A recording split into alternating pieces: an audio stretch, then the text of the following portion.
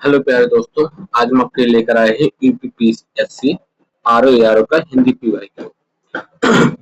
UP RO तरह का ये पेपर है जो कि हुआ था 8 अप्रैल 2018 में। आपसे माफी चाहेंगे कि इतने दिनों तक गैप हुआ। एक्चुअल में जिस सेटअप से पढ़ाया जा रहा था वो थोड़ा डैमेज हो गया था और उसको ठीक करने में टाइम लग गया। लेकिन अब से ऐसा नहीं होगा, आपको विधिवत क्लास पूरी तरह से मिलेंगी और अब स्पीड में पढ़ाया जाएगा और आपका पूरा का पूरा सिलेबस विद पीवाईक्यू सब कुछ चलेगा इसी में। ठीक है, तो परेशान होने की जरूरत तो है, लेकिन फिर भी आप धैर्य रखें और थोड़ा ठीक है थोड़ा ट्रस्ट रखें। आपका पूरा का पूरा पेपर, जितने पेपर्स हैं वो सभी सॉल्व होंगे और सिलेबस भी आपको इसी तरह से दिया जाएगा। आज से आपके साथ आपके पास एक दो वीडियो आएंगे डेली, एक पीवाईक्यू का होगा और एक पूरे सिलेबस का होगा।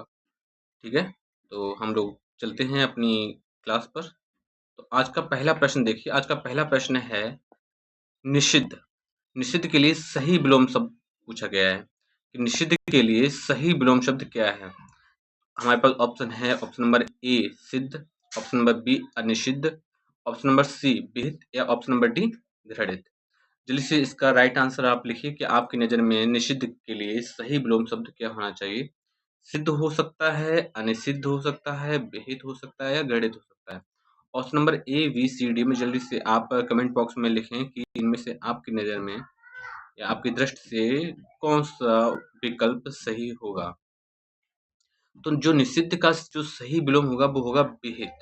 ये आप याद रखिए कि निषिद्ध के लिए जो विलोम शब्द है वो विहित सही है। क्लियर। और सिद्ध का विलोम अगर देखा जाए तो सिद्ध का हो जाएगा असिद्ध। असिद्ध। क्लियर। असिद्ध हो जाएगा और निषिद्ध का विहित हो जाएगा। कोई समस्या? अगर आपको कोई भी प्रश्न या किसी भी ऑप्शन पर डाउट हो रहा हो तो आप कमेंट बॉक्स में जरूर लिखें, आपके डाउट का निदान किया जाएगा। ऑप्शन नंबर 2 है, ऑप्शन नंबर 2 कहता है कि निम्नलिखित में से एक शब्द शुष्क का विलोम होगा। देखो, शुष्क का विलोम पूछा गया। हमारे पास ऑप्शन है, ऑप्शन नंबर ए उष्ण, ऑप्शन नंबर बी आर्द्र, ऑप्शन नंबर सी शीत या ऑप्शन नंबर डी शिष्ट। तो जो शुष्क का विलोम पूछा गया है, शुष्क का विलोम क्या होना चाहिए? जल्दी से इसका सही आंसर आप कमेंट बॉक्स में लिखें कि शुष्क का सही विलोम क्या होना चाहिए। उष्ण होना चाहिए, आर्द्र होना चाहिए, शीत या शिष्ट। इनमें से कौन सा विकल्प सही है? जल्दी से कमेंट बॉक्स में लिखें। तो जो शुष्क का क्या हो जाएगा? शुष्क का क्या हो जाएगा? शुष्क का हो जाएगा आर्द्र। ठीक है, तो इसका जो ऑप्शन नंबर बी है वो राइट आंसर है, शुष्क का आर्द्र हो जाएगा। अब कैसे समझ सकते हो? देखो, जहां जिस जगह पर नमी ना हो, ठीक है, नमी ना हो उस जगह को बोलते हैं शुष्क, और जहां पर नमी हो, ठीक है, नमी हो उस जगह को क्या बोलेंगे? आर्द्र। क्लियर। अब उष्ण और शीत के बारे में बात की जाए तो ये दोनों ही एक दूसरे के अपोजिट हैं, यानी कि ये दोनों ही एक दूसरे के विलोम शब्द हैं। कोई समस्या? आगे बढ़ते हैं। उम्मीद है कि आपको ये चीजें क्लियर होंगी। शिष्ट के बारे में बात की जाए तो शिष्ट का विलोम हो जाएगा अशिष्ट। अशिष्ट। आगे बढ़ते हैं हम लोग नेक्स्ट नेक्स्ट क्वेश्चन पर। क्वेश्चन नंबर 3 है। क्वेश्चन नंबर 3 देखो क्या कह रहा है। क्वेश्चन नंबर 3 देखो क्या कह रहा है कि निम्नलिखित में से एक शब्द स्थूल का विलोम नहीं होगा। तो स्थूल का विलोम नहीं पूछा गया है कि इनमें से हमारे पास 4 ऑप्शन हैं। चारों ऑप्शन में से एक जो शब्द है वो स्थूल का विलोम नहीं है, अर्थात 3 शब्द स्थूल के विलोम होंगे। अब देखो कौन-कौन से वो 3 हैं। तो सूक्ष्म, तन्वी और दुर्बल। सूक्ष्म, तन्वी और दुर्बल ये तीनों ही क्या हैं? स्थूल के विलोम शब्द हैं। जबकि शाश्वत स्थूल का विलोम शब्द नहीं है। शाश्वत किसका शब्द? शाश्वत क्या है? शाश्वत होता है जो हमेशा ही बना रहे। ठीक है, और ये नहीं है। जबकि शाश्वत किसका हो जाएगा? शाश्वत हो जाएगा क्षण का। ठीक है, शाश्वत किसका हो जाएगा? शाश्वत हो जाएगा क्षणिक। क्षणिक। क्लियर है ना? तो शाश्वत किसका विलोम हो जाएगा? शाश्वत हो जाएगा क्षणिक का विलोम हो जाएगा। बाकी जो सूक्ष्म, तन्वी और दुर्बल ये सभी स्थूल के विलोम शब्द हैं। आगे बढ़ते हैं नेक्स्ट प्रश्न पर। प्रश्न नंबर 4 देखो क्या कह रहा है कि पृथक का सही विलोम क्या होगा? पृथक। हमारे पास ऑप्शन है, ऑप्शन नंबर ए एकत्र, ऑप्शन नंबर बी संयुक्त, ऑप्शन नंबर सी थकित या ऑप्शन नंबर डी सुघटित। तो पृथक का सही विलोम क्या होना चाहिए? एकत्र होना चाहिए, संयुक्त होना चाहिए, थकित होना चाहिए, सुघटित होना चाहिए। तो पृथक का जल्दी से इस प्रश्न का सही आंसर लिखिए कि पृथक का विलोम क्या होना चाहिए, एकत्र, संयुक्त, थकित या सुघटित। तो पृथक का जो सही विलोम हो जाएगा अब क्या हो जाएगा, एकत्र हो जाएगा या संयुक्त हो जाएगा, थकित हो जाएगा, सुघटित। पृथक का अर्थ होता है अलग अलग, ठीक है, अलग अलग, जबकि संयुक्त का मतलब क्या होता है, एक साथ, ठीक है, एक साथ। देखो राइटिंग में थोड़ा सा परिवर्तन आएगा क्योंकि अलग चीज है और पेन टैब दोनों ही अलग है, तो थोड़ा सा स्टेबल करने में थोड़ा टाइम लगेगा। तो पृथक का क्या हो जाएगा, पृथक का हो जाएगा संयुक्त, पृथक का क्या हो जाएगा, पृथक का हो जाएगा संयुक्त हो जाएगा। एकत्र का क्या हो जाएगा, एकत्र का विकीर्ण हो जाएगा, विकीर्ण, विकीर्ण। ये काफी ज्यादा इंपॉर्टेंट है, विकीर्ण वाला काफी जगह आता है कि एकत्र का विलोम शब्द क्या होना चाहिए, तो विकीर्ण ये सही शब्द है, ये सही विलोम शब्द है। आगे बढ़ते हैं।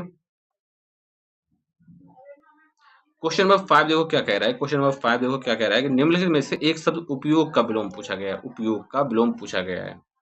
तो उपयोग का विलोम क्या हो जाएगा, ऑप्शन नंबर हमारे पास है समुपयोग, ऑप्शन नंबर बी निरुपयोग, ऑप्शन नंबर सी सदुपयोग, ऑप्शन नंबर डी अनुप्रयोग, अनुपयोग। तो उपयोग का क्या हो जाएगा, उपयोग का हो जाएगा अनुपयोग हो जाएगा। इसका जो राइट आंसर है वो ऑप्शन नंबर डी इसका राइट आंसर है, उपयोग का अनुपयोग हो जाएगा।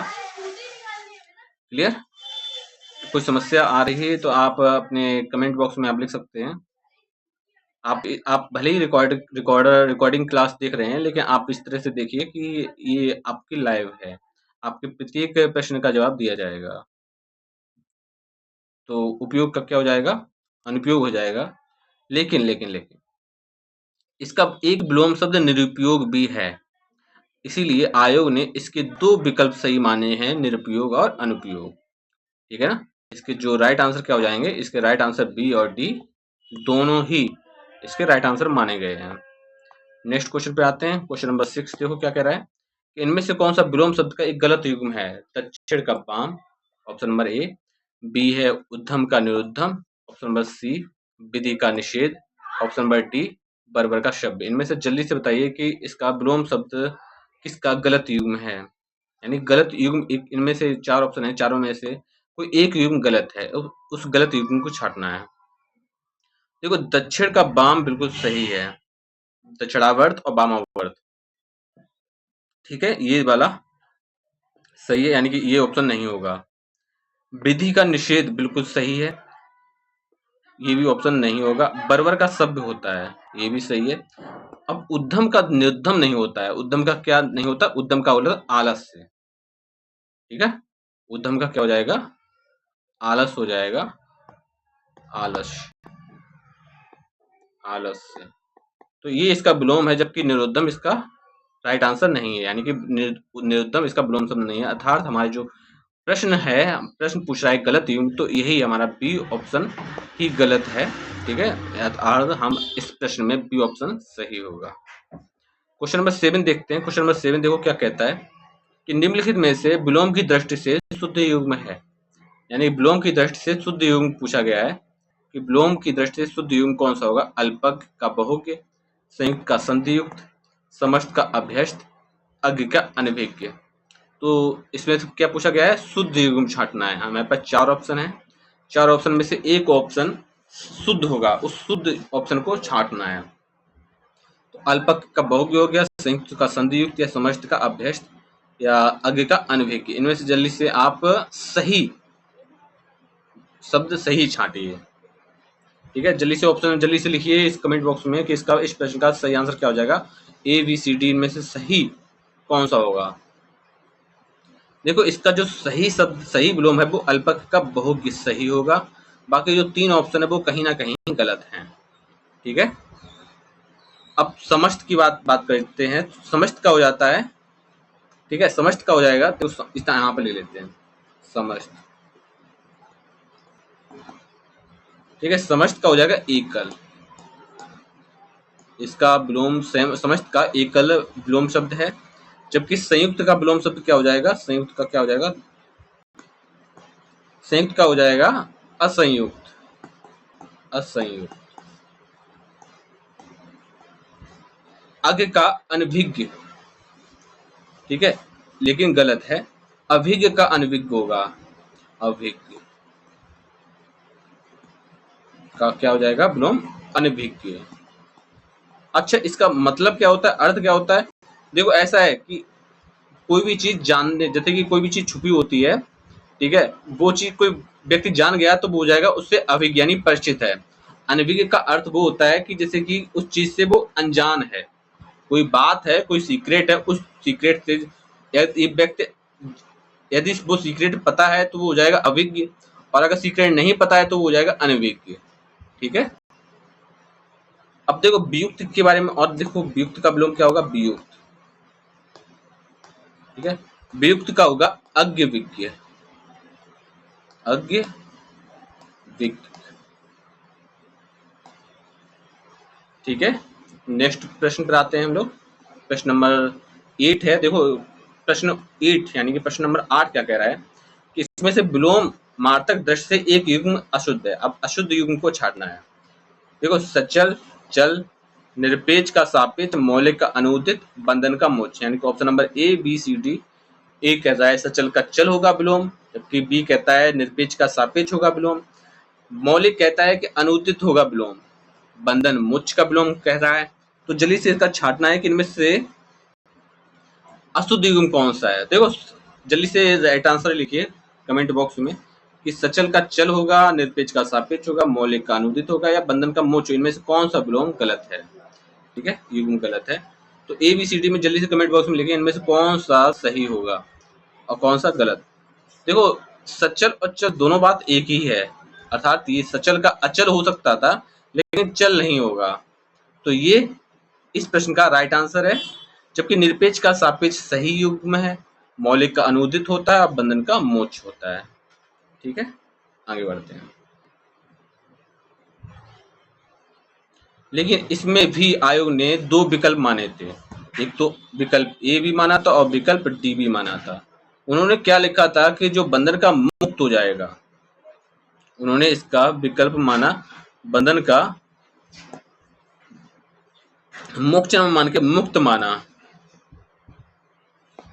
ठीक है, तो ये भी कुछ प्रश्न डाउट में रहे जिसमें जो आयोग की हेल्प ली गई, और इसमें उन्होंने सभी को प्रश्न, सभी को अंक दिए और उन्होंने ए और डी को दोनों को ही राइट आंसर माना।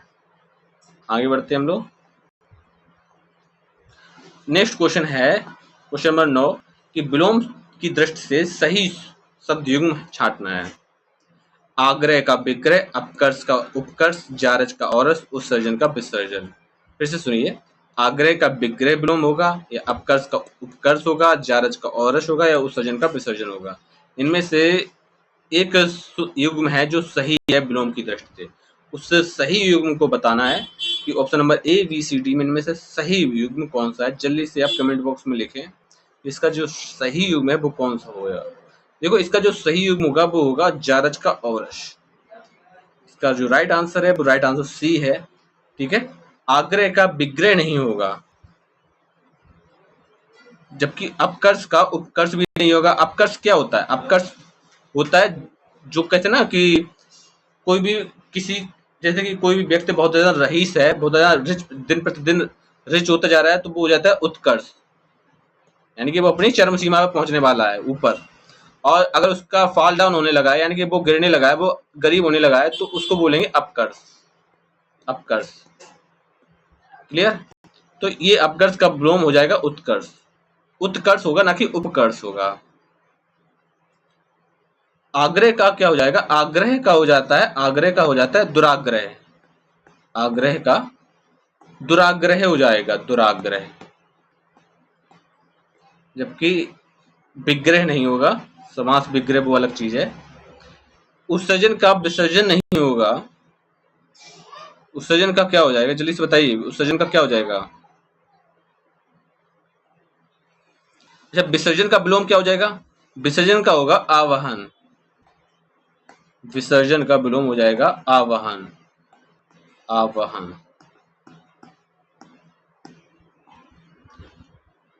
ठीक है, अब नेक्स्ट क्वेश्चन में हम लोग चलते हैं।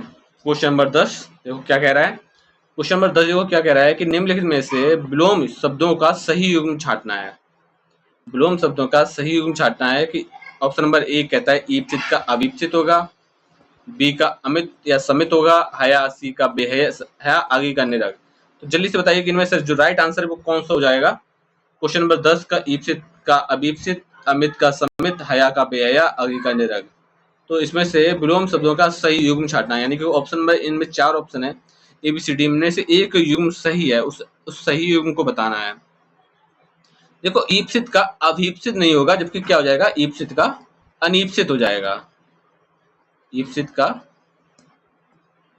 अनीप्सित हो जाएगा, अनीप्सित अनीप्सित। तो अभीप्सित ये गलत हो जाएगा। अमित का परिमित हो जाएगा, अमित का क्या हो जाएगा विलोम, अमित का हो जाएगा परिमित, परिमित। तो ये भी गलत है। हया और बेहया अघी का निरग, देखो ये दोनों ही सही हैं, इसीलिए आयोग ने सी और डी दोनों को ही सही युग्म माना है और दोनों पर ही प्रश्न दिए हैं। क्लियर। तो हया का बेहया अघी का निरग ये दोनों ही ऑप्शन सही हैं, तो इसके दोनों ही विकल्प सही होंगे। नेक्स्ट क्वेश्चन पे आते हैं, क्वेश्चन नंबर 11। क्वेश्चन नंबर 11 का पूछा गया पर्यायवाची शब्दों के बारे में बात करते हैं। विशिक, हमारा पहला शब्द आया है विशिक। विशिक किस शब्द का पर्यायवाची है, बुद्ध, बाढ़, तरु या सरोवर। विशिक किस शब्द का पर्यायवाची है, बुद्ध का है, बाढ़ का है, तरु का है, सरोवर का है। तो जल्दी से इस प्रश्न का सही आंसर लिखिए, जल्दी से इस प्रश्न का सही आंसर लिखिए कि विशिक किस शब्द का पर्यायवाची है। इनमें से बुद्ध का होगा, बाढ़ का होगा, तरु का होगा या सरोवर का होगा। चलिए से ऑप्शन लिखिए, कौन सा ABCD में कमेंट बॉक्स में लिखिए कि ABCD में कौन सा विकल्प सही होगा। तो विशिक का क्या हो जाएगा, विशिक का हो जाएगा बाढ़। ठीक है, विशिक और भी पर्यायवाची जैसे तीर बहुत ज्यादा फेमस है, आप यूज करते हो इस वर्ड को अपने घरों में। जब मेले से आप तीर कमान लेके आते हो ना, धनुष तीर, तो आप उसमें से आप उससे यही बोलते हो, आप ये नहीं कहते हो बाढ़ दे दो, आप उसको तीर कमान दे दो, तीर कमानी या धनुष तीर दे दो, इस तरह से। ठीक है, और भी पर्यायवाची हैं, सर, सर भी बहुत फेमस है, शर हो गया, सायक हो गया, शायक।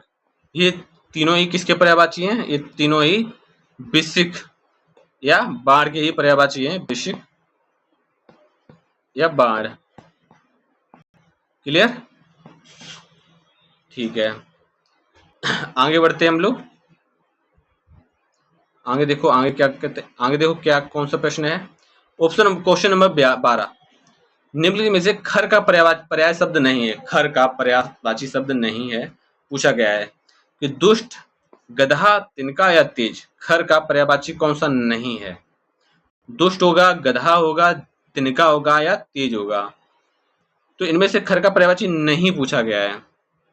देखो एक होता है खर, एक होता है खल, तो कंफ्यूज मत होइएगा, खल अलग है, खर अलग है। तो इसका जो प्रश्न जो सही आंसर वो होगा ए, दुष्ट खल का पर्यायवाची होता है, ना कि खल खर का। तो दुष्ट का पर्यायवाची क्या होगा, खल होगा, जबकि गधा, तिनका और तेज ये तीनों ही किसके पर्यायवाची हैं, तीनों ही खर के पर्यायवाची हैं। क्लियर, ये तीनों ही खर के पर्यायवाची हैं। गधा के बारे में और बात करते हैं, तो गधा को गर्दभ भी बोलते हो, गर्दभ। ठीक है, रसाल। क्लियर, ये सभी इसके पर्यायवाची हैं। आगे बढ़ते हैं हम लोग, क्वेश्चन नंबर 13 देखते हैं। क्वेश्चन नंबर 13, कौन सा शब्द घोड़ा का पर्यायवाची नहीं है। घोड़ा का पर्यायवाची पूछा गया, कौन सा शब्द है जो घोड़ा का पर्यायवाची नहीं है। देखो घोड़े के पर्यायवाची के बारे में बात की जाए तो कई बार जो आपने प्रीवियस ईयर के पेपर सॉल्व किए हैं, ठीक है, उनमें से घोड़ा हो गया, शार्दुल हो गया, कई बार ये प्रश्न बना है। ठीक है, कई कम से कम हर पेपर में ये प्रश्न बना है, ये मान के चलो ये उनका फेवरेट क्वेश्चन है और हर बार उन्होंने दिया है। तो घोड़े का पर्यायवाची जैसे बाजी, तुरंग है, अश्व, घोटक, ये सभी घोड़े के ही पर्यायवाची, जबकि शार्दुल किसका पर्यायवाची, शार्दुल सिंह का पर्यायवाची है। शार्दुल किसका पर्यायवाची है? शार्दुल सिंह का पर्यायवाची है, या शेर बोल सकते हो, शेर का पर्यायवाची है शार्दुल। क्लियर? आगे बढ़ते हैं। क्वेश्चन नंबर 14 देखो, 14वां नंबर का है, टीका शब्द का पर्याय कौन सा है? टीका शब्द का पर्याय कौन सा है? व्याख्या, आलेख, टेकुआ या तकलीफ। तो टीका शब्द का पर्याय कौन सा होगा? जल्दी से इस प्रश्न का राइट आंसर लिखिए। टीका शब्द का पर्याय कौन सा होगा? व्याख्या हो जाएगी, आलेख हो जाएगी, टेकुआ हो जाएगी या तकली हो जाएगी। तो जल्दी से टीका शब्द का पर्यायवाची शब्द छांटना है। तो option number A, B, C, D में जल्दी से कमेंट बॉक्स में लिखिए कि इनमें सही पर्यायवाची शब्द टीका किस ऑप्शन को सही करता है। तो इस प्रश्न का जो सही आंसर होगा वो होगा व्याख्या। ठीक है।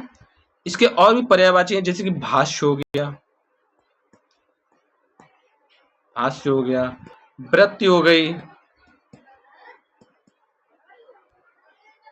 भाषांतरण हो गया, भाषांतरण, विव्रत हो गई, विव्रत, विव्रत। ये सभी किसके पर्यायवाची? ये सभी टीका शब्द के पर्यायवाची शब्द हैं। जबकि जे आलेख, टेकुआ और तकरीर ये सभी अलग हैं। आगे बढ़ते हैं। क्वेश्चन नंबर 15 देखो, 15वां क्वेश्चन क्या कह रहा है कि निम्नलिखित में से यमुना का पर्यायवाची शब्द नहीं है। यमुना है, यमुना नदी है, तो यमुना का पर्यायवाची कौन सा नहीं है, ये बात पूछी गई है। देखो, हंसुता, अर्कजा, कृष्णा या कुलकंसा, यानी कि option number A, B, C, D. A कहता है कि हंसुता, बी अर्कजा, सी कृष्णा और डी कुलकंसा। तो यमुना का पर्यायवाची इनमें से कौन सा नहीं है, ये छांटना है। तो जल्दी से बताइए कि राइट आंसर इसका कौन सा हो जाएगा। कमेंट बॉक्स में जल्दी से लिखिए कि यमुना का पर्यायवाची कौन सा नहीं होगा, हंसुता, अर्कजा, कृष्णा या कुलकंसा। तो इनमें से जल्दी से बताइए कि इनमें से कौन सा राइट आंसर हो जाएगा। तो इसका जो राइट आंसर हो जाएगा वो कुलकंसा हो जाएगा। यमुना का कुलकंसा पर्यायवाची नहीं है, जबकि कुलकंसा किसका पर्यायवाची है? कुलकंसा किसका पर्यायवाची है? कुलकंसा नदी का पर्यायवाची है, ना कि यमुना। मतलब यमुना नदी तो है, लेकिन इसमें एक नाम दे दिया गया है यमुना। अगर नदी होता तो अलग चीज है। बाकी यमुना के पर्यायवाची हंसुता भी हैं, अर्कजा भी हैं, कृष्णा भी हैं। ये सभी यमुना के पर्यायवाची हैं। जबकि कुलकंसा यमुना का नहीं बल्कि नदी का पर्यायवाची है, इसलिए विकल्प डी इस प्रश्न का राइट आंसर होगा। और आपको बताते हैं कि आपको जैसे कि पता ही है, जिंदगी का कोई ठिकाना नहीं। और कल आपने देखा ही है कि इंडिगो एयरलाइन अब का एक्सीडेंट हुआ और लगभग 242 लोग, लगभग 200 ज्यादा ही होंगे, लगभग 242 लोग नहीं रहे। तो बहुत बड़ा हादसा है, जिंदगी का कोई भरोसा नहीं है। आप तो इसलिए अच्छे कर्म कीजिए और अपने पेरेंट्स की सेवा कीजिए, उनको खुश रखिए, क्योंकि पता नहीं कल का वक्त सिर्फ अफसोस में ही बीत जाए। इसलिए ऐसा कोई काम ना करें जिसकी वजह से आपको बाद में अफसोस हो। वैसे ही ये जो एग्ज़ाम पेपर आ रहा है 27 जुलाई को, तो अभी से तैयारी कर लेंगे तो बाद में अफसोस नहीं होगा, वरना आप हाथ पर हाथ रख के बैठ के यही कहेंगे कि काश तैयारी कर ली होती, तो आज हमारा वही सिलेक्शन हो जाता। तो इसलिए कहते हैं कि अफसोस करने का टाइम नहीं है, कुछ कर्म करने का टाइम है। तो उम्मीद है कि आप बात को गहराई से समझे होंगे। हम लोग अपने टॉपिक पर क्वेश्चन नंबर 16 पर बात करते हैं। क्वेश्चन नंबर 16 देखो क्या कहता है कि निम्नलिखित में से मीन का समानार्थी कौन सा होगा। मीन का समानार्थी कौन सा होगा? ऑप्शन नंबर हमारे पास है, ऑप्शन नंबर ए झक, ऑप्शन नंबर बी श्रीमुख, ऑप्शन नंबर डी अली या ऑप्शन नंबर डी सटपथ। तो जल्दी से मीन का समानार्थी कौन सा होगा? झक हो जाएगा, श्रीमुख हो जाएगा, अली हो जाएगा या सटपथ हो जाएगा। तो मीन का जो पर्यायवाची वो क्या हो जाएगा? देखो, मीन का पर्यायवाची या समानार्थी है वो झक है, ठीक है, झक है। जबकि श्रीमुख, अली और सटपथ ये किसके पर्यायवाची हैं? ये हैं भौरा का पर्यायवाची। ये तीनों ही किसके पर्यायवाची हैं? भौरा के पर्यायवाची हैं, भौरा के, ठीक है। इसके श्रीमुख, अली, सटपथ, इसके और भी पर्यायवाची हैं। मिलिंद, नाम काफी सुना होगा, मिलिंद। चंचरीक, काफी ज्यादा आता है ये, चंचरीक हो गया, मधुकर हो गया, ठीक है, मधुकर हो गया, मधुप हो गया, ठीक है। षटपद तो इसमें दिया ही गया है, अली, सिली, मुख, ठीक है। तो ये भ्रमर, भ्रमर भी है, ये मंडराता रहता है तो भ्रमण करता रहता है तो भ्रमक बोलते हैं। तो ये सभी किसके पर्यायवाची हैं? ये सभी भौरे के पर्यायवाची हैं। जबकि झक मीन का पर्यायवाची है, मछली का पर्यायवाची है, मछली। क्लियर? आगे बढ़ते हैं। नेक्स्ट क्वेश्चन देखो, नेक्स्ट क्वेश्चन क्या कहता है, क्वेश्चन नंबर 17, निम्नलिखित में से केतु का पर्यायवाची नहीं है। यानी कि केतु का पर्यायवाची नहीं है, इस बात का पूछा गया है। केतु का पर्यायवाची कौन सा नहीं है? हमारे पास ऑप्शन है, ऑप्शन नंबर ए झंडा, बी पताका, सी निशान या डी ग्रह। तो हमारे पास 4 ऑप्शन है और उनमें से एक ऑप्शन ऐसा है जो केतु का पर्यायवाची नहीं है। उस पर्यायवाची को छांटना है। जल्दी से आप कमेंट बॉक्स में लिखें कि इस केतु का पर्यायवाची कौन सा नहीं होगा। तो जो झंडा केतु का पर्यायवाची है, पताका और निशान ये सभी केतु के पर्यायवाची, जबकि ग्रह केतु का पर्यायवाची नहीं है। ठीक है, ग्रह केतु का पर्यायवाची नहीं है। क्लियर? देखो, एक होता है इस तरह लिखा जाता है ग्रह, और एक होता है इस तरह लिखा जाता है ग्रह। आपको बताना है कि इन दोनों में क्या फर्क है, क्या अंतर है। ठीक है, नेक्स्ट क्वेश्चन पे आते हैं। क्वेश्चन नंबर 18, देखो एक और बहुत फेमस आता है ध्वज, इसको भी याद रखना। ध्वज को भी केतु ही बोलते हैं। आते? क्लियर? केतन, केतन को भी बोलते हो केतु। तो ये दोनों भी बहुत ज्यादा इंपॉर्टेंट है, कई बार पूछे भी गए हैं, तो इसको भी ध्यान से देखना और याद करके रखना।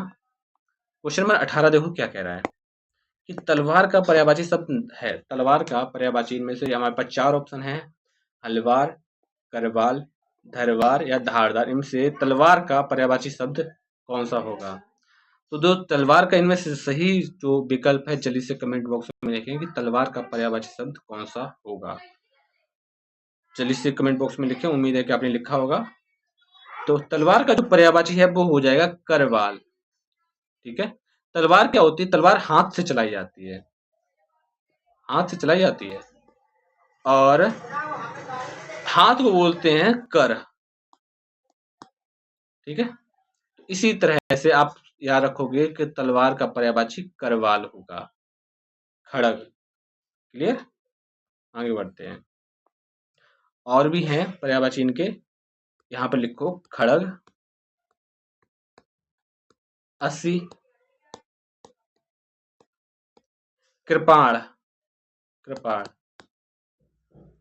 तीग, और करवाल तो हो ही गया है, शमशीर भी हो गया, शमशीर। अच्छा, आपने गुरुद्वारे में देखा होगा कि जो सिख लोग होते हैं वो बगल में एक तलवार घुसे रहते हैं, कृपाण, उसको कृपाण बोलते हैं वहां पे। ठीक है, तो ये तलवार का ही बिलोंग होगा। क्लियर? आगे बढ़ते हैं। नेक्स्ट क्वेश्चन देखो क्या कह रहा है, क्वेश्चन नंबर 19 देखो क्या कह रहा है कि निम्नलिखित में से कामदेव का पर्यायवाची शब्द है। कामदेव का पर्यायवाची कौन सा होगा? बिड़ोजा होगा, विष्णु होगा, मार हो गया, अश्म होगा। तो कामदेव का पर्यायवाची इनमें से छांटना है, option number A, B, C, D में कौन सा कामदेव का पर्यायवाची होगा? बिड़ोजा होगा, विष्णु होगा, या मार होगा, या अश्म होगा। तो कामदेव का पर्यायवाची कौन सा हो जाएगा? तो इस प्रश्न का जो राइट आंसर होगा वो होगा मार। ठीक है, कामदेव का पर्यायवाची मार होगा। कामदेव के और भी पर्यायवाची हैं, रति। रति से आप याद रखोगे तो रति कामदेव की पत्नी थी, इसीलिए इनको रतिपति भी बोला जाता है, रतिपति। क्लियर? बहुत ज्यादा बार आपको ये दिखाई देगा। अनंग भी बोला जाएगा, करदब भी बोला जाएगा, करदब। मनमथ बोला जाएगा, मनमथ। मदन बोला जाएगा, मदन। अदेह बोला जाएगा, अदेह। और रतिपति तो हो ही गया है। और मार इस प्रश्न का जो राइट आंसर है। तो ये सभी किसके पर्यायवाची हैं? ये सभी कामदेव के ही पर्यायवाची हैं। जबकि बिड़ोजा, पिशनो, अस्म के बारे में बात की जाए तो अस्म का होता है पत्थर या प्रस्तर। ठीक है, प्रस्तर ये है अस्म का। जबकि पिशुन के बारे में बात की जाए, पिशुन का हो जाएगा कौवा, कौवा या काक। ठीक है, कौवा पिशुन का है, जबकि बिड़ोजा इंद्र का है, इंद्र का। ठीक है, इंद्र, इसी को देवेंद्र बोलेंगे, देवीश बोलेंगे, इंद्र और स्वर्गपति बोलेंगे, ठीक है। तो ये सब हैं। आगे नेक्स्ट क्वेश्चन पे आते हैं हम लोग। क्वेश्चन नंबर 20 देखो क्या कह रहा है कि धनंजय का पर्याय कौन सा होगा। धनंजय का पर्यायवाची शब्द पूछा गया है। धनंजय का पर्यायवाची शब्द कौन सा होगा। ऑप्शन नंबर ए गुड़ाकेश, ऑप्शन नंबर बी धनुर्धर, ऑप्शन नंबर सी मृत्युंजय, ऑप्शन नंबर डी सारथी। तो धनंजय का पर्यायवाची कौन सा हो जाए, जल्दी से इस प्रश्न का राइट आंसर लिखिए।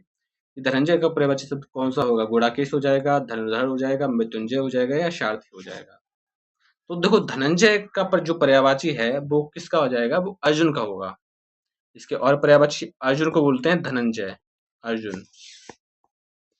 पार्थ, क्यों श्री कृष्ण अर्जुन को पार्थ बुलाते थे। कौंते, क्यों कुंती के पुत्र थे इसलिए इनको कौंते बोलते थे। गुड़ाकेश हो गया गांडीवधारी, क्योंकि धनुर्धारी थे इसलिए इनको गांडीवधारी बोलते थे, गांडीवधार, ठीक है। ये सभी किसके हैं, धनंजय के ही पर्यायवाची हैं। और इसका जो सही आंसर हो जाएगा वो गुड़ाकेश इसका राइट आंसर हो जाएगा। क्लियर। नेक्स्ट क्वेश्चन पे आते हैं हम लोग। Question number 21। क्वेश्चन नंबर 21 देखते हैं अब। निम्नलिखित शब्दों में से बर्तनी की दृष्टि से कौन सा शब्द अशुद्ध है। अब हमें बर्तनी छांटनी है, कौन सी बर्तनी शुद्ध है और कौन सी अशुद्ध है, इसके बारे में बात करनी है। तो इस प्रश्न को देखिए, बर्तनी की दृष्टि से कौन सा शब्द अशुद्ध है। पुष्पांजलि, निरपराध, भास्कर या उज्ज्वल। तो इस प्रश्न का जो राइट आंसर होगा, अशुद्ध पूछा गया, अशुद्ध, शुद्ध नहीं, अशुद्ध, ठीक है।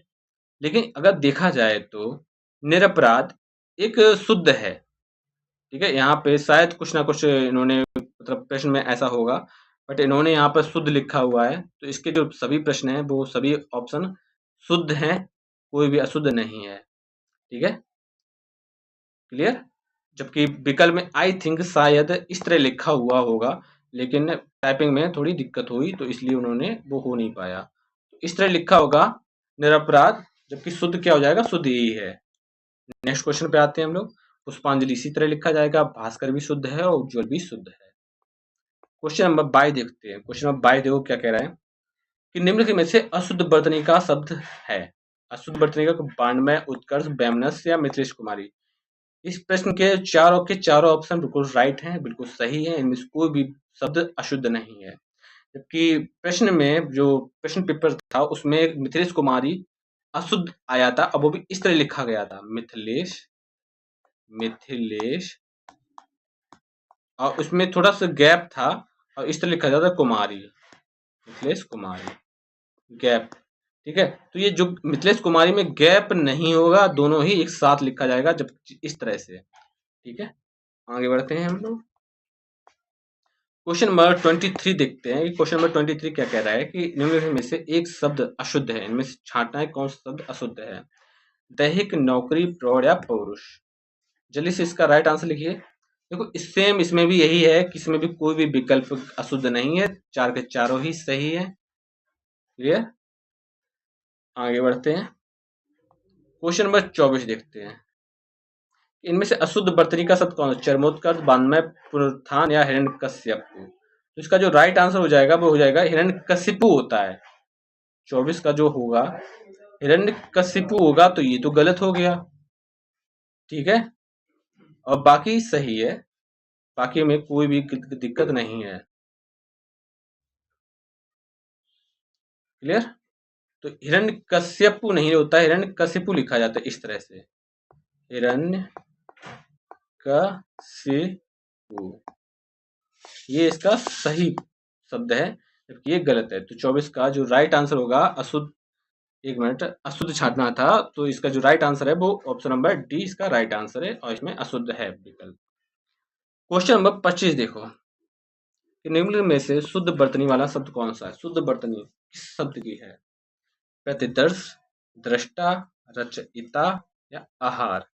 तो आहार होगा या आहार होगा, जल्दी से आप बताइए। तो इसका जो राइट आंसर है या प्रतिदर्श होगा, इनमें से बताइए जल्दी से कौन सा सही शब्द होगा। शुद्ध बर्तनी छांटनी है, शुद्ध बर्तनी छांटनी है, जल्दी से बताइए इनमें से राइट आंसर कौन सा हो जाएगा। इसका जो राइट आंसर होगा ऑप्शन नंबर ए, प्रतिदर्श, ठीक है। आहार, रचयिता और दृष्टा ये तीनों ही गलत है, जबकि कैसे लिखा जाता है, आहार को आहार ना होके आहार लिखा जाता है, आहार। ठीक है, रचयिता, रचयिता या रचयिता, देखिए रचयिता ये सही है, और दृष्टा ये भी सही है। दृष्टा को इस तरह लिखेंगे, दृष्टा, ठीक है, तो ये भी तो गलत हो गया, जबकि ये सी, ए और सी इसके दोनों ही राइट आंसर हैं, ए और सी। नेक्स्ट क्वेश्चन पे आते हैं हम लोग। क्वेश्चन नंबर 26 देखो, क्वेश्चन नंबर 26 क्या कह रहा है कि निम्नलिखित में से अशुद्ध वाक्य छांटना है।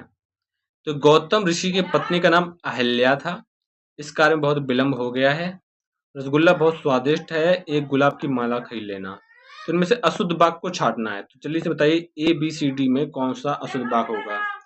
फिर से हम आपको समझा रहे हैं, गौतम ऋषि की पत्नी का नाम अहल्या था, इस कार्य में बहुत विलंब हो गया। रसगुल्ला बहुत स्वादिष्ट है, और एक गुलाब की माला खरीद लेना।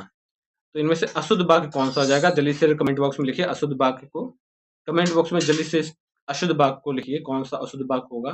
देखो, तो एक गुलाब की माला खरीद लेना ये अशुद्ध है, जबकि शुद्ध क्या हो जाएगा, गुलाब की एक माला खरीद लेना। ठीक है, एक गुलाब की नहीं, गुलाब की एक माला खरीद लेना। ठीक है, तो क्या हो जाएगा, लिख लो, गुलाब की एक माला खरीद लेना, खरीद लेना, ये शुद्ध हो जाएगा, बाकी अशुद्ध। ठीक है, क्वेश्चन नंबर 27 देखते हैं, क्वेश्चन नंबर 27 कि निम्नलिखित में से इसमें से वाक्य अशुद्ध है। एक वाक्य है जो अशुद्ध है, उस अशुद्ध वाक्य के बारे में बात करनी है। इस बात का स्पष्टीकरण करना आवश्यक है, प्याज तीखा होता है, आप इतनी देर में क्यों आए, प्रत्येक श्रमिक को 2 रुपए मिले। फिर से सुनो, इस बात का स्पष्टीकरण करना आवश्यक है, प्याज तीखा होता है, आप इतनी देर में क्यों आए, प्रत्येक श्रमिक को 2 रुपए मिले। Option number A B C D में जल्दी से कमेंट बॉक्स में लिखें, इनमें से अशुद्ध वाक्य कौन सा होगा। ऑप्शन नंबर ए होगा जो कहता है इस बात का स्पष्टीकरण करना आवश्यक है। ऑप्शन नंबर बी होगा प्याज तीखा होता है। ऑप्शन नंबर सी होगा आप इतनी देर में क्यों आए। ऑप्शन नंबर डी कहता है प्रत्येक श्रमिक को 2 रुपए मिले। इनमें से अशुद्ध वाक्य को छांटना है, तो बताइए जल्दी से इस कमेंट बॉक्स में लिखिए इसमें अशुद्ध वाक्य कौन सा होगा। तो जो इस प्रश्न का जो राइट आंसर होगा वो होगा ऑप्शन नंबर ए। देखो, स्पष्टीकरण करना, अगर स्पष्टीकरण आवश्यक है इतना पर्याप्त था, जबकि करना नहीं है। ठीक है, तो इसलिए ऑप्शन नंबर ए इसका राइट आंसर हो जाएगा। करना हटा दो, बाकी सब बाकी पूरा सही है। नेक्स्ट क्वेश्चन देखते हैं, क्वेश्चन नंबर 28। इसमें शुद्ध वाक्य को छांटना है। हमारे पास ऑप्शन ए कहता है भारत कभी ब्रिटेन के अधीन था। ऑप्शन नंबर बी कहता है निरपराधी व्यक्ति को दंड नहीं मिलना चाहिए। ऑप्शन नंबर सी कहता है बादशाह ने मुक्त हस्त दान दिया। ऑप्शन नंबर डी कहता है उसे पैतृक संपत्ति में हिस्सा नहीं मिला। फिर से सुनो, भारत कभी ब्रिटेन के अधीन था, निरपराधी व्यक्ति को दंड नहीं मिलना चाहिए, बादशाह ने मुक्त हस्तदान दिया, उसे पैतृक संपत्ति में हिस्सा नहीं मिला। जल्दी से इसका राइट आंसर बताइए कौन सा राइट आंसर होगा। ठीक है, इसका राइट आंसर क्या हो जाएगा, जल्दी से इसका राइट आंसर बताइए कि शुद्ध वाक्य कौन सा है। 28 का राइट आंसर क्या होगा, जल्दी से बोलिए।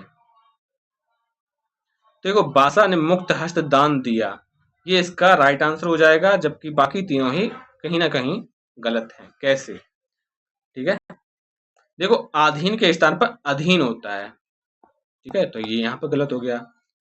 निरपराधी व्यक्ति को दंड नहीं मिलना चाहिए, या निरपराध व्यक्ति को दंड नहीं मिलना चाहिए, या निरपराधी को दंड नहीं मिलना चाहिए, क्योंकि निरपराधी में ही व्यक्ति भी ऐड हो जाता है।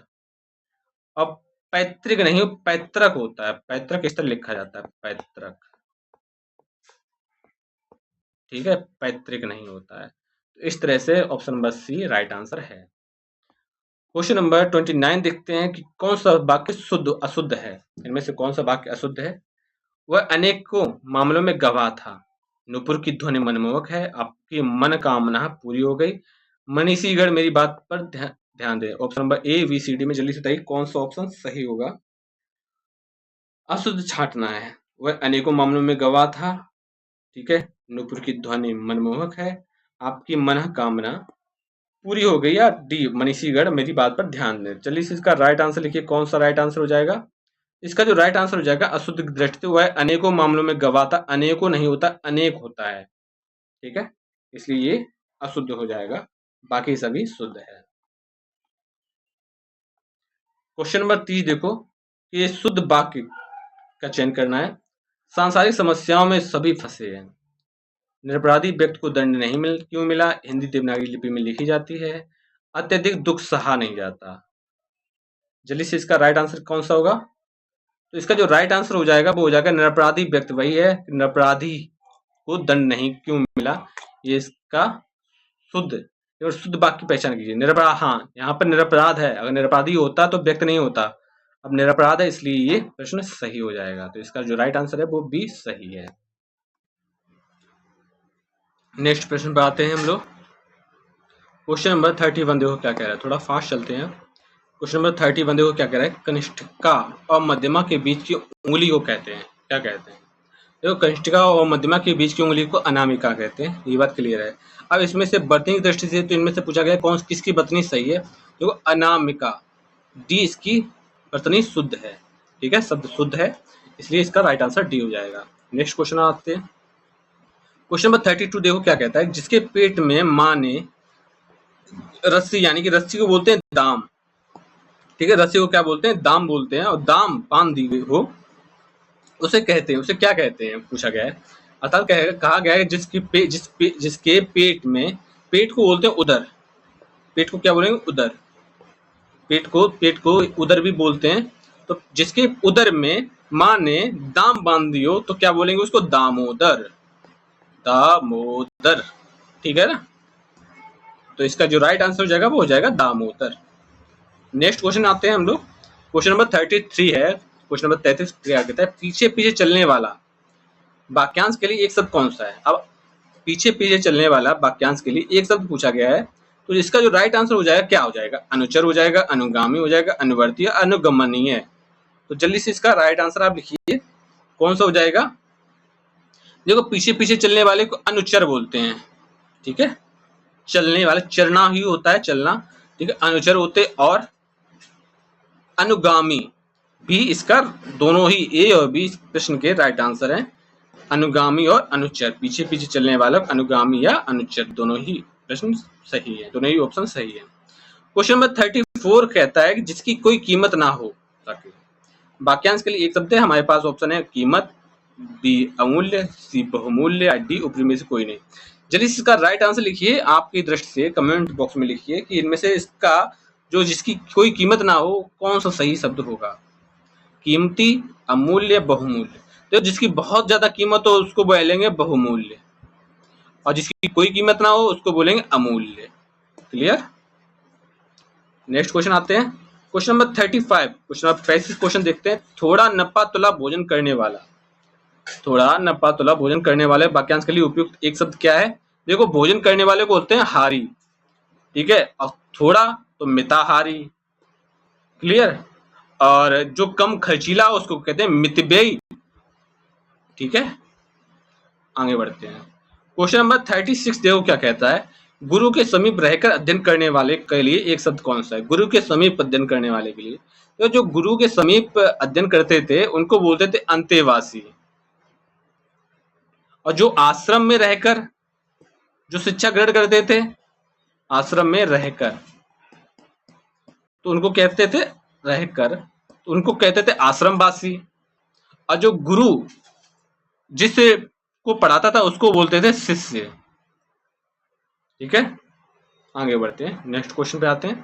क्वेश्चन नंबर 37 देखो, जिसके हृदय पर आघात हुआ हो, जिसके हृदय पर आघात हुआ हो वाक्यांश के लिए उपयुक्त शब्द कौन सा होगा? मर्माहित, मर्माहत, या मर्माहुत, या मर्माहूत। जल्दी से इसका राइट आंसर लिखिए कमेंट बॉक्स में, इसका राइट आंसर लिखिए। जिसके हृदय पर आघात हुआ हो तो अब क्या बोलेंगे? इसको क्या बोलेंगे? मर्माहत, मर्माहित बोलेंगे, मर्माहत बोलेंगे, या मर्माहुत बोलेंगे, या मर्माहूत बोलेंगे। जल्दी से इसका राइट आंसर लिखिए, इसका राइट आंसर क्या हो जाना चाहिए? जल्दी से इसका राइट आंसर लिखिए, इसका राइट आंसर क्या होना चाहिए? तो देखो इसका जो राइट आंसर है वो मर्माहत हो जाएगा, यानी कि ऑप्शन नंबर 20 का राइट आंसर है। जिसके हृदय पर आघात हुआ हो मर्माहत बोलेंगे। क्लियर? कोई समस्या तो नहीं है? क्वेश्चन नंबर 38 देखते हैं कि जो अपने पद से हटाया गया हो, उसके लिए क्या शब्द होगा? देखो, पद से हटाया गया हो, यानी कि पद से च्युत किया गया हो। च्युत होता है हटाना, च्युत किया गया हो तो उसको बोलेंगे पदच्युत। और जिसने अपने पद पर रहकर, पद पर रहकर रहकर भ्रष्टाचार किया हो, भ्रष्टाचार किया हो, भ्रष्टाचार किया हो, तो उसको क्या बोलेंगे? पदभ्रष्ट बोलेंगे। ठीक है, पदभ्रष्ट बोलेंगे उसको। और जिससे अपने पद से हटाया गया उसको पदच्युत बोलेंगे। आगे बढ़ते। क्वेश्चन नंबर 39 देखो क्या कह रहा है, जिसे किसी वस्तु की स्पृहा ना हो, चाह ना हो। ठीक है, चाह होती है स्पृहा, तो जिसे किसी वस्तु का लगाव ना हो तो उसको क्या बोले? निस्पृहा। ठीक है, तो इसका क्या सही राइट आंसर क्या हो जाएगा? 39 का राइट आंसर क्या हो जाएगा? जल्दी से बताइए, इनमें से राइट आंसर इनमें से कौन सा सही होगा? निष्प्रहा या निष्प्रह, निष्प्रह और निष्प्रहीन, इनमें से सही शब्द कौन सा होगा? जल्दी से इसका राइट आंसर लिखिए। 39 का राइट आंसर क्या होगा? तो 39 का राइट आंसर हो जाएगा ऑप्शन नंबर बी, निष्प्रह। इस तरह लिखा जाएगा, ये बर्तनी की दृष्टि से भी शुद्ध देख लीजिए। क्वेश्चन नंबर 40 देखो, क्वेश्चन नंबर 40 क्वेश्चन नंबर क्या कह रहा है, जिसकी पूर्व से कोई आशा ना हो, जिसकी पूर्व से कोई आशा ना हो, इनमें से जल्दी से बताइए कि राइट आंसर क्या हो जाएगा? प्रत्याशित, अप्रत्याशित, या अब देखो इनमें से बर्तनी दृष्टि से भी ये अशुद्ध है। जिसकी कोई पूर्व से आशा ना हो तो बोलेंगे अप्रत्याशित। अब अप्रत्याशित में कौन सा वाला सही होगा, इसके बारे में बात करते हैं। तो जल्दी से ए बी सी डी में कौन सा विकल्प सही होगा? जल्दी से कमेंट बॉक्स में लिखिए, ए बी सी डी में कौन सा विकल्प सही होगा। तो इसका जो सही विकल्प होगा वो होगा अप्रत्याशित। ऑप्शन नंबर डी इसका राइट आंसर है। नेक्स्ट क्वेश्चन पे आते हैं, क्वेश्चन नंबर 41 देखो क्या कह रहा है कि मक्खी शब्द का तत्सम क्या होगा? मच्छिका, माछी, मच्छी या मच्छिका? जल्दी से इसका राइट आंसर लिखिए, इसका राइट आंसर क्या हो जाएगा? मक्खी शब्द का तत्सम कौन सा होगा? ए बी सी डी में जल्दी से राइट आंसर लिखिए, कौन सा हो जाएगा? देखो इसके जो राइट आंसर है वो हो जाएगा मच्छिका और मच्छिका, दोनों ही आयोग ने इस पर दोनों पे ही दिए हैं। ठीक है, जबकि आप किस पर टिक करके आएंगे? आप टिक करके आएंगे मच्छिका, इस वाले पे, मच्छिका पर। ठीक है, इसको आप स्टार मान लीजिए। क्वेश्चन नंबर 42 देखो, हल्दी शब्द का तत्सम रूप क्या हो जाएगा? हल्दी शब्द का तत्सम रूप क्या हो जाएगा? हरिद्रिका, हरिद्रा, हरिद्रा या हलिद्रा? चलिए से इसका राइट आंसर लिखिए, हल्दी शब्द का तत्सम क्या हो जाएगा? हरिद्रिका, हरिद्रा, हरिद्रा या हल्द्रा? तो जल्दी से इसका राइट आंसर लिखिए। तो इसका जो राइट आंसर हो जाएगा वो हो जाएगा हरिद्रा। हरिद्रा क्या है? हरिद्रा तत्सम रूप है, जबकि हल्दी तत्सम तद्भव रूप है। क्लियर? 43 देखो, हुलास, हुलास शब्द का तत्सम रूप क्या हो जाएगा? हिलास हो जाएगा, बिलास हो जाएगा, हास्य या उल्लास? तो जल्दी से इसका तत्सम रूप लिखिए। हुलास का देखो, हुलास का तत्सम रूप हो जाएगा उल्लास, हास, बिलास या हिलास? जल्दी से इसका राइट आंसर लिखिए। तो इसका जो राइट आंसर हो जाएगा वो हो जाएगा उल्लास। उल्लास तद्भव शब्द है, जबकि इसका तत्सम शब्द होगा वो हो जाएगा उल्लास। क्लियर? आगे बढ़ते हैं। क्वेश्चन नंबर 44 देखो, नारियल शब्द का तत्सम रूप क्या होगा? नारियल, देखो नारियल शब्द का तत्सम रूप क्या हो जाएगा? नारिकेल, नारिकेल, नारकेल या नारकेला? नारकेला तो नहीं होगा, नारकेल, नारकेली। जल्दी से इसका राइट आंसर लिखिए, नारकेली हो जाएगा या इनमें कौन सा सही आंसर हो जाएगा? तो इसका जो राइट आंसर है वो हो जाएगा नारिकेल। देखो नारिकेल नहीं होगा, ये तो यहाँ पे गलत हो गया। नारिकेली नहीं होगा तो ये भी गलत हो गया। तो नारकेल इसका राइट आंसर हो जाएगा, यानी कि ऑप्शन नंबर ए इसका राइट आंसर है। नारियल का तत्सम रूप नारिकेल होता है। क्वेश्चन नंबर 45 देखो, सींग शब्द का तत्सम रूप क्या होगा? सींग का, देखो सींग का तत्सम रूप हो जाएगा श्रृंग। ठीक है, जबकि ये और दोनों ही सेम है। ठीक है, जबकि सींग का क्या हो जाएगा? इस तरह लिखा जाएगा, श्रृंग। एक इस तरह लिखा गया होगा। ठीक है, इनमें से एक। अब तो इसका सही आंसर क्या हो जाएगा? श्रृंग। इस तरह का सही आंसर हो जाएगा। सॉरी, इस तरह का नहीं, इस तरह का, इस तरह का, इस तरह का। ये वाला जो बी जो हमने लिखा है ना, ये वाला सही है, जबकि ये दोनों ही गलत हैं। ये किस में प्रयोग होंगे? ये संस्कृत में प्रयोग होते हैं ऑलरेडी। तो जब भी हम तत्सम रूप लिखेंगे सींग का तो इस तरह लिखेंगे। आगे बढ़ते हैं। 46 क्वेश्चन देखो कि निम्नलिखित में से कौन सा शब्द तद्भव रूप नहीं है, तद्भव नहीं है? तो द्वार, शाम, गृहस्थी या पांव? तो गृहस्थी ये तद्भव है, एक मिनट, तद्भव नहीं है, तद्भव नहीं है गृहस्थी। देखो ये गृहस्थी तद्भव है या पांव है, शाम है या द्वार है? तो इसका राइट आंसर लिखिए। इसका राइट आंसर क्या हो जाएगा? इसका राइट आंसर हो जाएगा शाम, तद्भव नहीं है। ये तत्सम हो जाएगा, ठीक है। जबकि गृहस्थी, पांव और द्वार ये तीनों ही क्या है, ये तीनों ही तद्भव रूप हैं, ठीक है। जबकि गृहस्थी को इस तरह लिखेंगे, गृहस्थी को गृहस्थी लिखेंगे, गृहस्थी। अगर ऐसा होता तो ये राइट आंसर होता। 47 देखो, एकल शब्द का तद्भव रूप क्या होगा? एकल का अकल, अकिल, अकेला, तो एकल का हो जाएगा अकेला, ये तद्भव रूप है, ठीक है। 47 का सी राइट आंसर है। क्वेश्चन नंबर 48 देखो, करपट शब्द का तद्भव रूप क्या होगा? करपट, कटरना, कपाट, कबड़ा, कपड़ा या कपट। देखो करपट का क्या हो जाएगा? करपट का इनमें सही सही विकल्प चुनिए। करपट का तद्भव रूप कौन सा हो जाएगा? जल्दी से ऑप्शन ऑप्शन कमेंट बॉक्स में लिखिए। करपट का विलोम शब्द कौन सा हो जाएगा? करपट का, देखो करपट का विलोम हो जाएगा कपड़ा, ठीक है। जबकि कपाट का क्या हो जाएगा? सॉरी, करपट का तद्भव तत्सम शब्द हो जाएगा करपट खुद तत्सम है, करपट का तद्भव रूप हो जाएगा कपड़ा। जबकि कपाट क्या है? कपाट है तत्सम शब्द। अब इसका जो तद्भव रूप बनाएंगे तो हो जाएगा किवाड़। क्लियर? आगे बढ़ते हैं। क्वेश्चन नंबर 49 देखो, कैवर्त शब्द का तद्भव रूप क्या होगा? कैवर्त का तद्भव रूप हो जाएगा ऑप्शन नंबर ए मल्लाह, बी केवट, सी नाविक या डी केवल। तो कैवर्त का क्या हो जाएगा तद्भव रूप? केवल। कैवर्त का तद्भव रूप क्या हो जाएगा? जल्दी से इसका राइट आंसर लिखिए। तो इसका जो राइट आंसर हो जाएगा क्या हो जाएगा? केवट हो जाएगा। कैवर्त का तद्भव रूप केवट होता है, केवट, नाव खेने वाला केवट। क्वेश्चन नंबर 50 देखो, ग्रंथ शब्द का तद्भव रूप क्या हो जाएगा? ग्रंथ, गीदना, ग्रद, गीधी या गीध।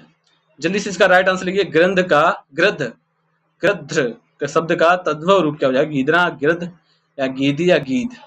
जल्दी से इसका राइट आंसर लिखिए, जल्दी से राइट आंसर लिखिए। इसका कौन सा राइट आंसर सही होगा ग्रंथ का? तो इसका जो राइट आंसर हो जाएगा वो हो जाएगा गीध, यानी कि डी ऑप्शन राइट आंसर है क्वेश्चन नंबर 50 का। अब क्वेश्चन नंबर आते हैं विशेषण विशेष पर। क्वेश्चन नंबर 51 है कि विशेषण जिस संज्ञा की विशेषता बताता है उसे क्या कहते हैं? विशेषण जिस संज्ञा की विशेषता बताता है उसे क्या कहते हैं? हमारे पास है संख्यावाचक विशेषण, गुणवाचक विशेषण, सी विशेष्य या डी सार्वनामिक विशेषण। तो विशेषण जिस संज्ञा की विशेषता बताते हैं उसको कहते हैं विशेष्य। क्लियर? नेक्स्ट क्वेश्चन पे आते हैं। निम्नलिखित में से कौन सा शब्द विशेष्य है? इनमें से विशेष शब्द छांटना गया। हमारे पास 4 ऑप्शन है और 4 ऑप्शन में से हमें विशेष शब्द छांटना है। आशीन, अग्नि, मधुर या कर्मठ। तो इनमें से जो विशेष शब्द हो जाएगा वो हो जाएगा अग्नि। अग्नि खुद एक सही शब्द है, वो भी कैसे शब्द है? संज्ञा। तो अग्नि विशेष हो जाएगा, ठीक है। आगे बढ़ते हैं। क्वेश्चन नंबर 53 देखते हैं। ठंडा पानी ठंड पैदा करता है। इस वाक्य में भी विशेष पूछा गया है, बताइए विशेष कौन सा होगा? ठंडा पानी ठंड पैदा करता है। इसमें ठंडा, ठंड या पानी, इनमें से कौन सा विशेष होगा? तो इसका जो विशेष होगा वो होगा पानी, ठीक है। विशेष क्या हो जाएगा? पानी विशेष होगा, बाकी ठंड और ठंडा ये सब विशेषण। क्वेश्चन नंबर 54 देखो, निम्न में से कौन सा शब्द विशेष है? इनमें से फिर से विशेष छूटा छांटना है। अनासक्त, अनाशक्त, अनासंसाधित या अपमानित। तो जल्दी से इसका राइट आंसर लिखना है कि इसमें से किसका विशेष हो जाएगा। इनमें से विशेष जल्दी बताइए, विशेष कौन सा हो जाएगा? तो अनाशक्त ये विशेष है, जबकि ये तीनों ही नहीं है। 55 देखो, निम्न में से कौन सा शब्द विशेष है? पौष्टिक, पाठकीय, भावुक या विषाद। पौष्टिक, पाठकीय, भावुक या विषाद। देखो इसका जो इसमें जो विशेष होगा वो होगा भावुक, ठीक है, या पौष्टिक। देखते हैं इसका जो राइट आंसर है वो क्या हो जाएगा? विषाद है, सॉरी, इसका जो राइट आंसर वो विषाद होगा, भावुक नहीं, ठीक है। तो 55 का सही आंसर क्या हो जाएगा? विषाद हो जाएगा। क्वेश्चन नंबर 56 देखो, धुंधला शब्द का में विशेषण है। धुंधला शब्द में विशेषण है संख्यावाचक विशेषण, गुणवाचक विशेषण, सार्वनामिक विशेषण या उपयोग में से कोई नहीं। तो धुंधला क्या है? धुंधला हो जाएगा गुणवाचक विशेषण। धुंधला क्या है? उसका गुण है, ठीक है। तो ये गुणवाचक विशेषण हो जाएगा। क्लियर? गुणवाचक विशेषण के और भी उदाहरण जैसे काला, गोरा, सफेद, मोटा, पतला ले लेते हैं। काला, गोरा, ये सब गुड़ी तो है। सफेद, करीब, खट्टा, मीठा, ठीक है, ये सब क्या है, ये सब गुणवाचक विशेषण के ही उदाहरण हैं। क्वेश्चन नंबर 57 देखो, सरीखा शब्द में विशेषण है। सरीखा गणनावाचक विशेषण, गुणवाचक विशेषण, समुदायवाचक विशेषण या क्रमवाचक विशेषण। तो इसमें भी सेम वही है, जो सरीखा है वो क्या है, वो गुण है, तो यही गुणवाचक विशेषण यही हो जाएगा। सरीखा शब्द में भी गुणवाचक विशेषण होगा। ठीक है, और बात करते हैं गुणवाचक विशेषण में। देखो, जिस विशेषण से किसी संज्ञा सर्वनाम का, इस गुणवाचक विशेषण की परिभाषा लिख दो। जिस विशेषण में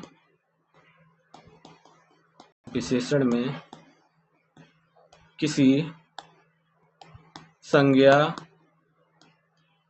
या सर्वनाम का गुण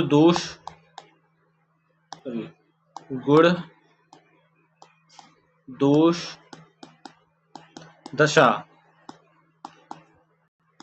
रंग रूप आदि का पता लगे,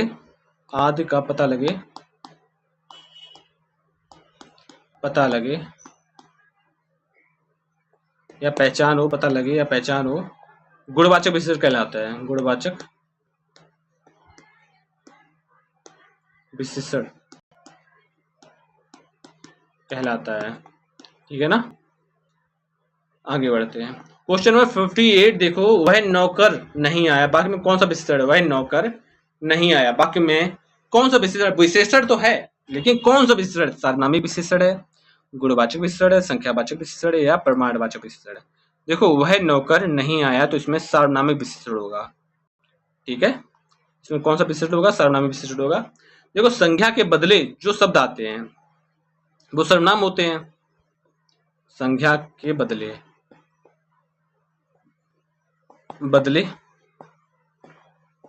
सर्वनाम आते हैं। ठीक है, सर्वनाम। क्लियर? जैसे कि वह, मैं, ते, वे, हम दोनों, ये सब। और जबकि जो सर्वनाम शब्द संज्ञा के पहले, ठीक है, सर्वनाम होते, लेकिन जबकि ऐसे सर्वनाम शब्द संख्या के पहले आ जाएं, और ठीक है, इसमें स्टार एंड लिख दो, सर्वनाम से पहले आ जाएं, संज्ञा के पहले सर्वनाम आए, के पहले सर्वनाम शब्द आ जाए, शब्द आ जाए, तो वो क्या हो जाएगा? वो हो जाएगा सार्वनामिक विशेषण।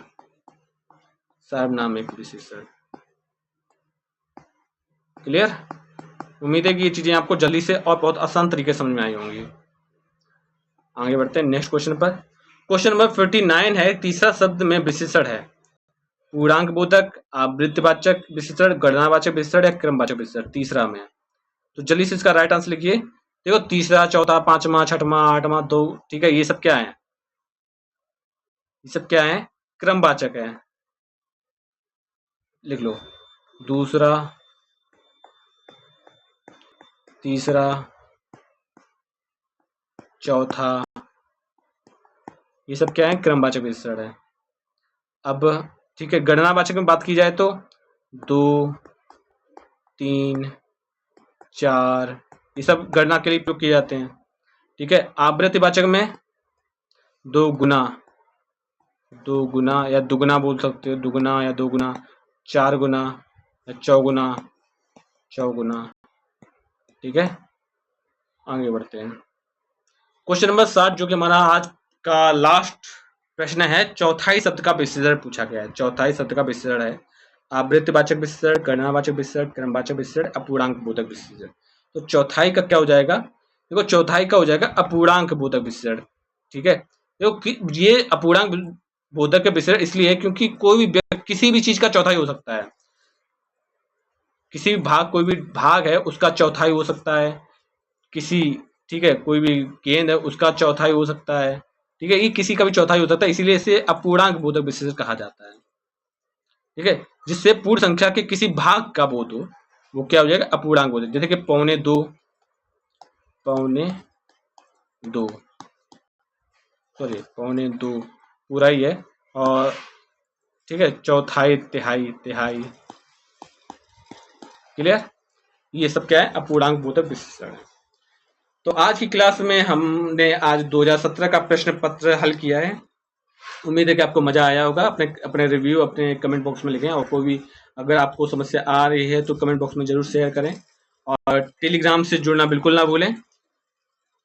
ये जो है आप बारकोड से स्कैन कर सकते हो, और ये सिविल संसद हिंदी आप डाल सकते हो, आपको टेलीग्राम ग्रुप मिल जाएगा। और ठीक है, और बने रहिए, लगे रहिए, अपनी तैयारी को कंटिन्यू रखते रहिए। अब से आपको डेली निरंतर क्लासेस मिलती रहेंगी, तो इसलिए घबराइएगा बिल्कुल मत। अभी भी आपके पास टाइम है, ऐसा नहीं है टाइम है नहीं।